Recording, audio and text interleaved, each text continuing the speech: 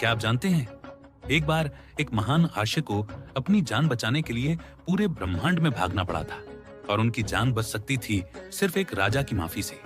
यह कहानी है सूर्यवंशी राजा अम्बरीश और अपने क्रोध के लिए प्रसिद्ध दुर्वासा ऋषि की। सूर्यवंश में एक महान राजा थे अम्बरीश। वे अपार शक्ति और धन के मालिक थे, लेकिन उनका असली गर्व था भगवान विष्णु की भक्ति।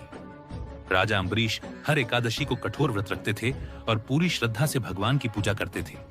एक बार उन्होंने एक विशेष एकादशी व्रत रखा, जिसका पारण ठीक द्वादशी के शुभ मुहूर्त में करना जरूरी था। उसी समय अचानक महातपस्वी दुर्वासा अर्षि अपने हजारों शिष्यों के साथ महल में आ पहुंचे।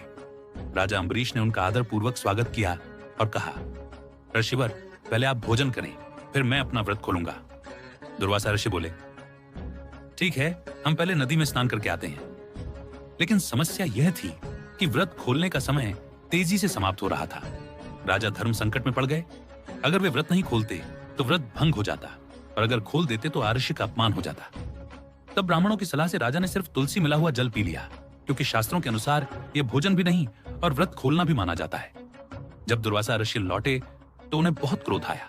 उन्होंने कहा, राजा, तुमने मेरे बिना व्रत खोल दिया, यह मेरा अपमान है। क्रोध में उन्होंने अपनी जटा से एक भयानक राक्षस उत्पन्न कर दिया। लेकिन तभी भगवान विष्णु का दिव्य सुदर्शन चक्र प्रकट हुआ, जिसने एक ही पल में उस राक्षस को नष्ट कर दिया और फिर दुर्वासा ऋषि के पीछे पड़ गया।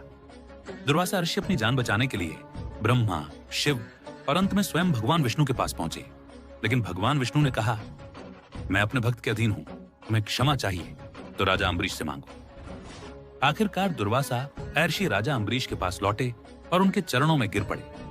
राजा अम्बरीश ने विनम्रता से उन्हें क्षमा कर दिया और तभी सुदर्शन चक्र शांत हुआ। यही इस कथा की सीख है, सच्चे भक्त की रक्षा भगवान स्वयं करते हैं।